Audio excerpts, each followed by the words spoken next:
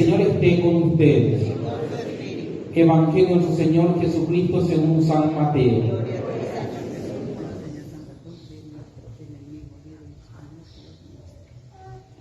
Dijo Jesús a sus apóstoles: el que ama a su padre o a su madre más que a mí, no es digno de mí. Y el que ama a su hijo o a su hija más que a mí, no es digno de mí. El que no toma su cruz y me sigue, no es digno de mí. El que encuentre su vida, la perderá. Y el que pierda su vida por mí, la encontrará. El que los reciba a ustedes, me recibe a mí, y el que me recibe, recibe a aquel que me envió. El que reciba a un profeta por ser profeta, tendrá la recompensa de un profeta, y el que reciba a un justo por ser justo, tendrá la recompensa de un justo. Les aseguro que cualquiera que dé a beber, aunque solo sea un vaso de agua fresca, a uno de estos pequeños por ser mi discípulo, no quedará sin recompensa. Palabra del Señor. Gloria a ti, Señor Jesús. Podemos sentarnos.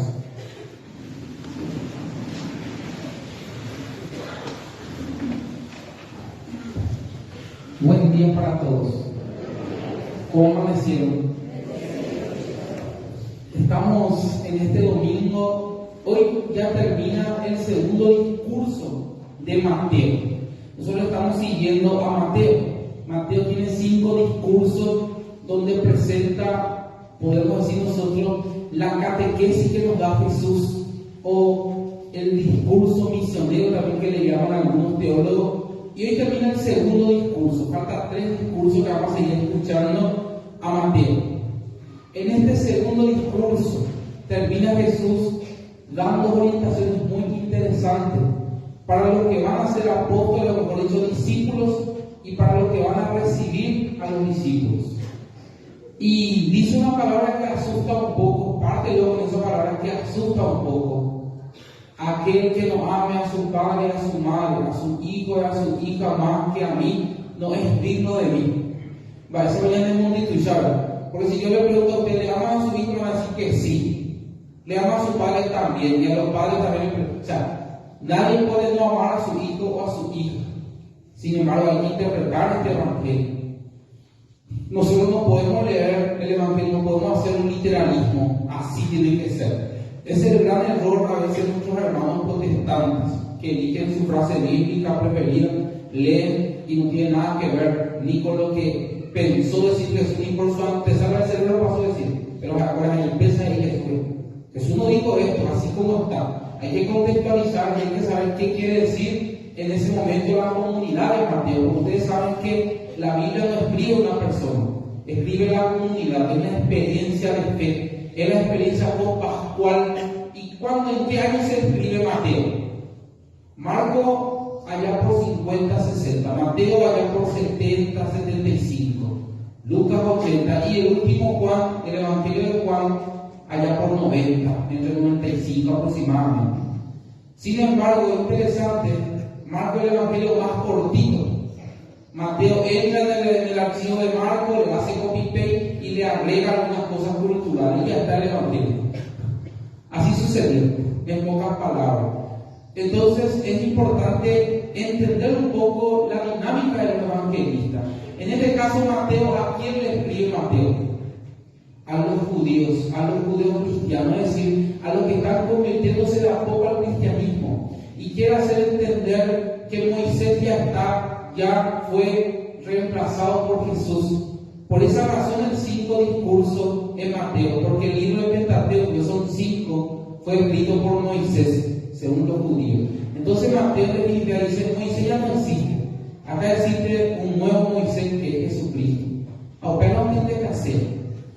¿Qué quiere decir Mateo con su evangelio de hoy, con sus términos? En primer lugar, lo que quiere expresar es la soberanía absoluta de Dios en la vida, en el corazón de todos los seres humanos que buscan el bien. Si vos no amás a Dios con toda tu fuerza, con todo tu corazón y con todo, es imposible amar al prójimo. No le vas a amar bien a tu papá ni a tu mamá. ¿Cuántos hijos abandonan a sus padres? ¿Y cuántos padres abandonan a sus hijos? ¿Y saben por qué sucede eso? Porque no ama a Dios desde el corazón, no ama de verdad a Dios. Cuando no hay amor de verdad, siempre hay abandono. Ustedes tienen que medir si le ama o no le ama. Si le ama, no le va a abandonar. Si no le ama, le va a abandonar como sea. Va a buscar la excusa, cualquier excusa va a suceder. Excusa siempre va a haber.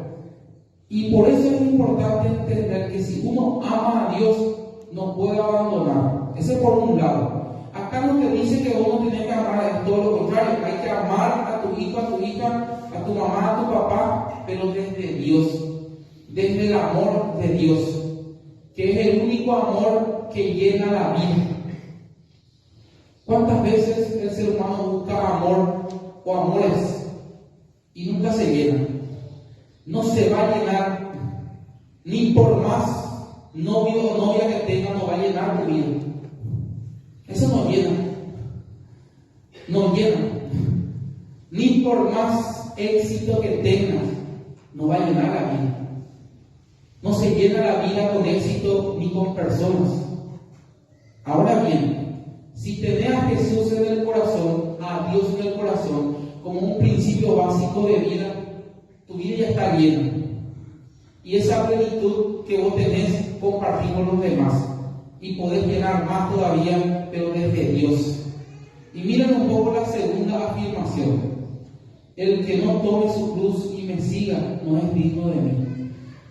La cruz siempre va a estar donde hay amor. Siempre va a estar.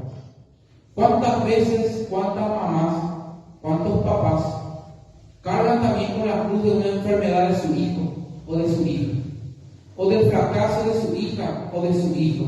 Se carga esa cruz, se lleva esa cruz y se abraza a esa cruz porque amo a mi hijo o amo a mi hija.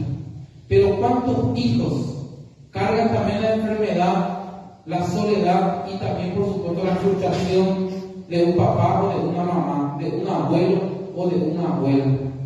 Y ese descargar la cruz es abrazar los dolores de la vida. ¿Quién no ha tenido dolor en su vida? Todos los seres humanos hemos tenido dolor en la vida y hemos administrado nuestro dolor como venga, y a veces desde dónde, desde Dios. Toda ruptura emocional, toda ruptura, a veces inclusive la última ruptura que tenemos es la muerte de un ser querido, siempre hay un dolor. No hay ningún ser humano que te haya dicho que nunca tuve dolor. Ese no existe. Y todos hemos administrado desde nuestras creencias. Por eso cuando hay muerte, cuando hay abandono, cuando hay fisuras emocionales, lo primero que hacemos es reeducamos, a veces en la iglesia. Y a veces nos reeducamos mal. Vamos a la droga, al alcohol, o vamos a más personas. Después al final siempre terminas en la iglesia. Porque te das cuenta que solo Dios puede llenar el corazón humano y solo Dios puede consolar tanto dolor en tu interior. Y ahí nos vamos siempre a la iglesia. Por eso el que carga su cruz es aquella persona que abraza la vida, acepta una realidad que hay, administra de alguna forma y sostiene su vida desde Dios. Y no es fácil cargar la cruz. ¿Cuántas cruces familiares cargamos también nosotros? ¿Cuántas cruces sociales cargamos también nosotros? ¿Cuántas veces cargamos cruces a veces que no son nuestras tampoco? Por eso el misionero, el discípulo misionero bautizado, yo bautizado en la criatura, el bautizado ya desde sí está llamado a cargar también la cruz, porque desde el bautismo cargamos la cruz cada uno y llevamos la cruz.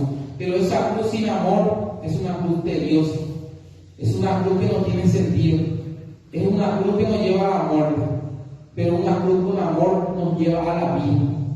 Y miren un poco, hermano, lo que dice la segunda parte: dar consejo a aquellas personas que tienen que recibir al profeta. Dice: aunque sea un vaso de agua fresca que ustedes den, no se van a quedar de balde, sin recompensa. Siempre el Señor da más a aquello que da también al prójimo. Por eso, hermanos y hermanas, la generosidad entre nosotros, la solidaridad entre nosotros. Es importante el desprendimiento entre nosotros. No me refiero a dar cosas, sino a dar vida, a dar amabilidad, a dar sonrisa, a dar un abrazo, a dar una palabra de aliento. Eso significa recibir también al profeta, recibir también a aquello que necesita de mí. ¿Cuántas cosas pasa un profeta? ¿Cuántas cosas pasa un evangelizador? Cuando ustedes salen a misionar, de todo escuchan. Cuando salen por ahí, no sé, a rezar, de todo se les cuenta. Y a veces no se nos recibe tampoco. De todo estamos. Por eso, hermanos y hermanas, es importante saber que la cruz siempre está también en la cabeza o en el hombro del misionero o de la misionera. ¿Cuántas cosas pasamos cuando buscamos la verdad, la justicia, la equidad, una vida mejor? De todo pasamos. Pero vale la pena pasarlo porque Jesús te llamó para eso. Y si no cumplís tu misión, nunca vas a ser feliz. Por eso vale la pena los sacrificios, hermanos y hermanas. Vale la pena a veces, como se dice el Papa Francisco, dijo a los jóvenes, crear un poco de lío a veces hace bien. Ayuda bastante. Ordenarlo después, pero crearlo. Porque esa es tu misión como bautizado y como bautizado. Yo no hay ningún lugar donde me haya ido en estos 23 años de vida religiosa donde no he creado lío. Siempre creé lío. ¿En qué sentido?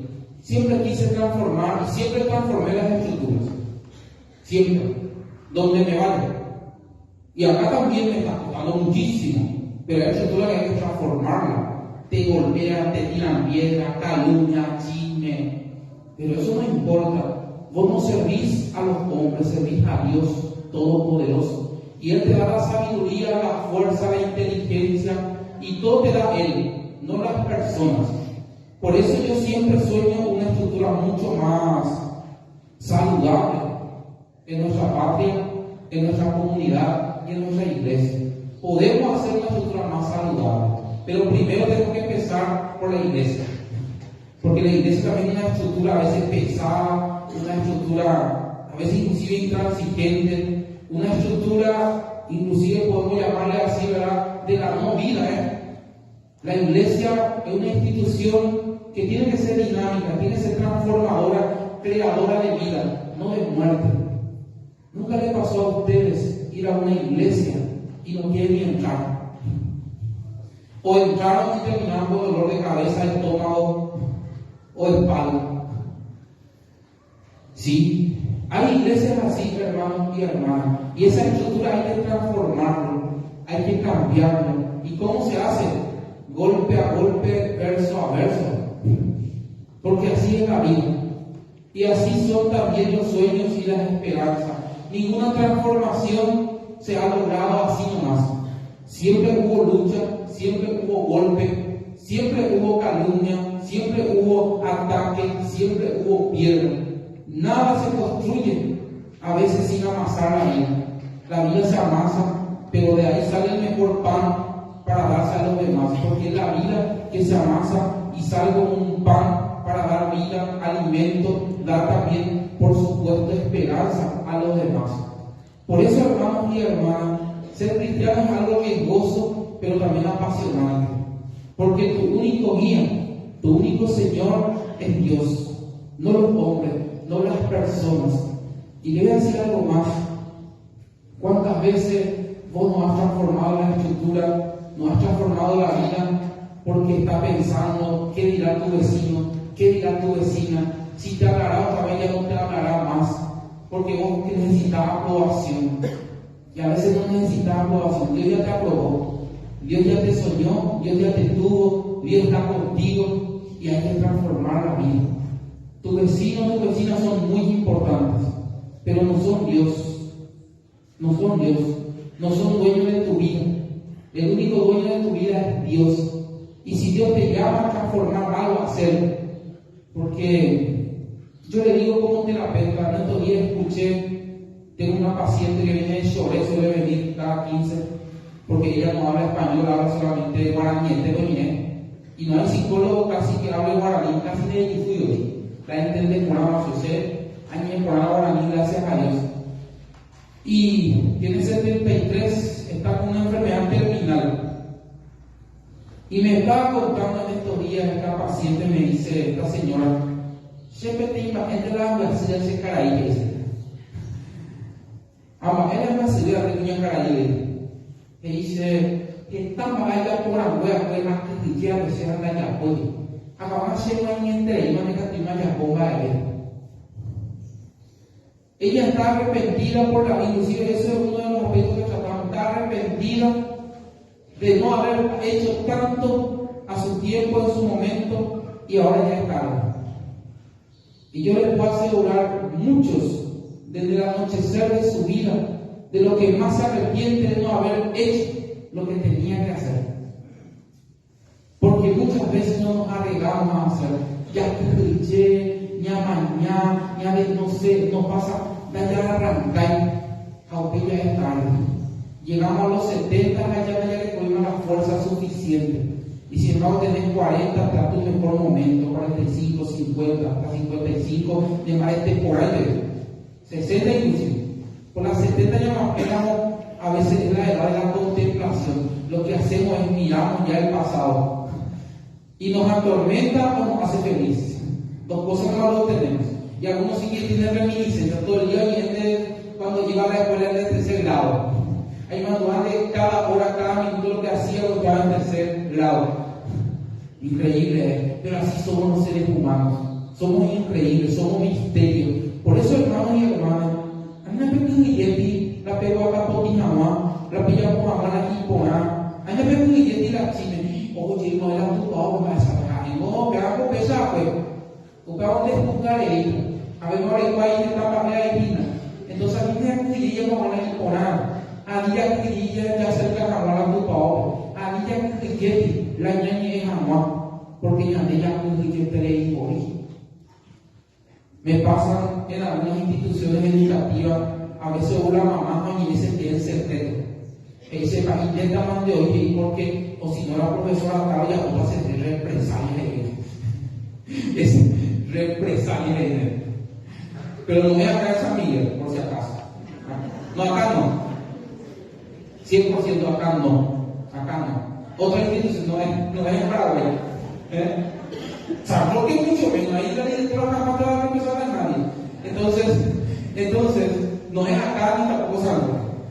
Pero es interesante escucharle a tu gente, escucharle a tus padres, tantas cosas que tienen. Por supuesto, a veces vienen también con ideas, así que vos no es guapa, él me cuida la boda, pero no guapa.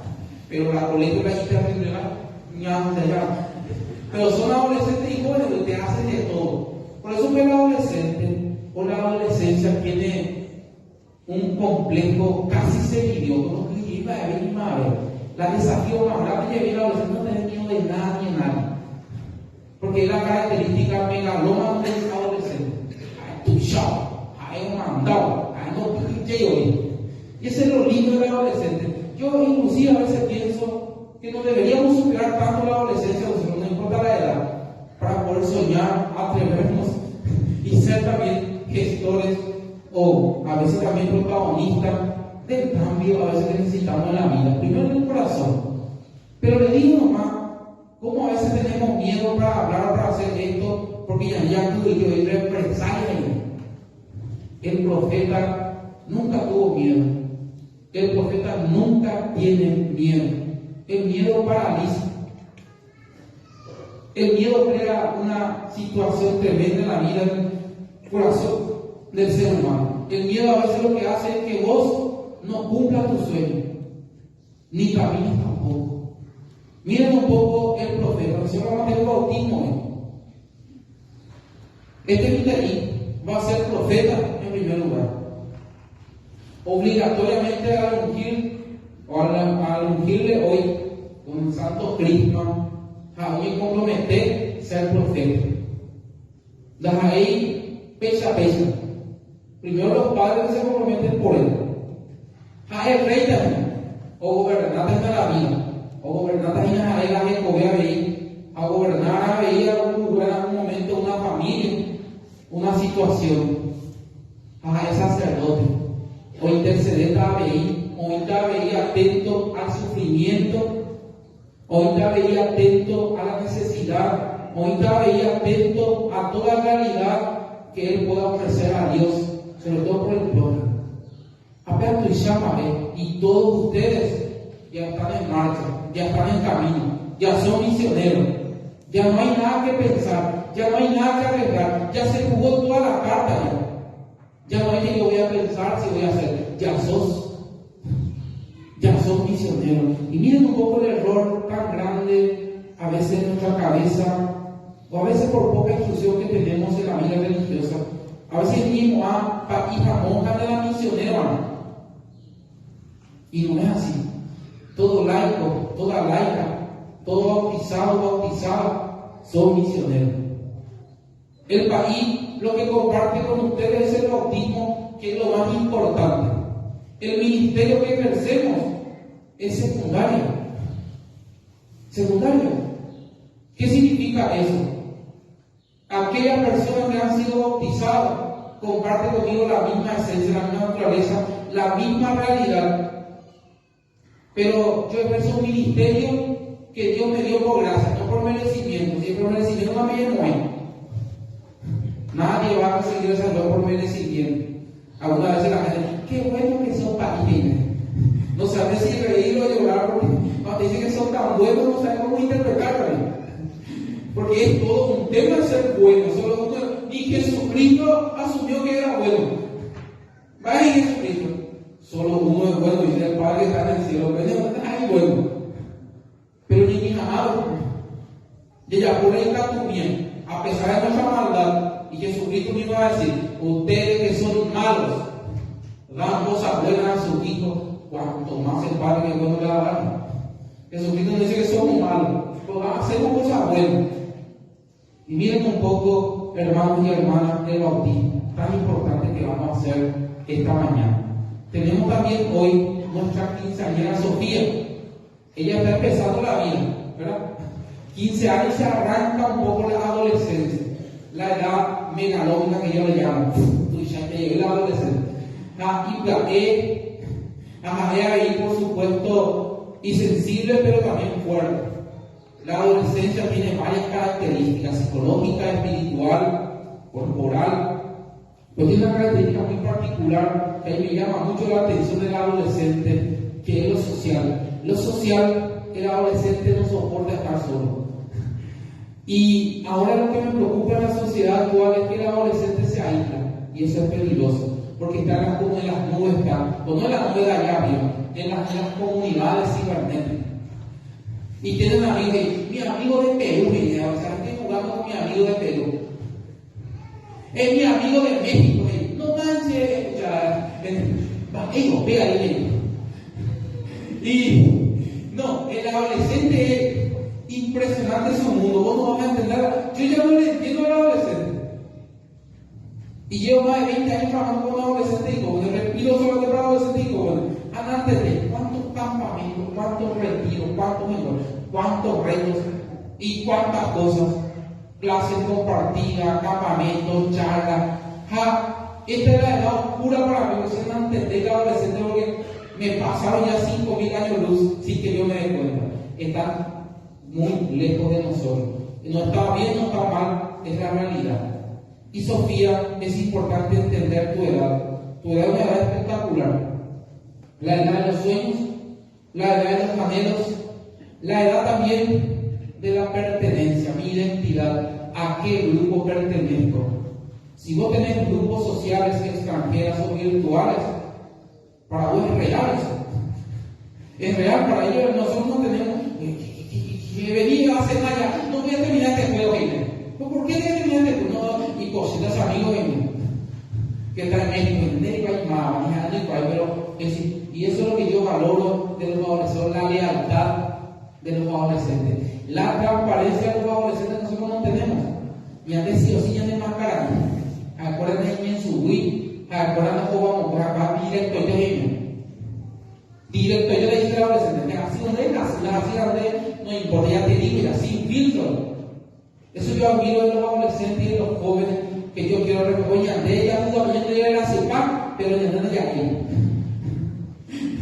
Sí, vaya, ella, coraje y vaya a copiar a los adolescentes. Por eso, Sofía, lo mejor para vos, mi hija, este día y siempre, que tu adolescencia sea lo mejor, tu juventud y tu adultez.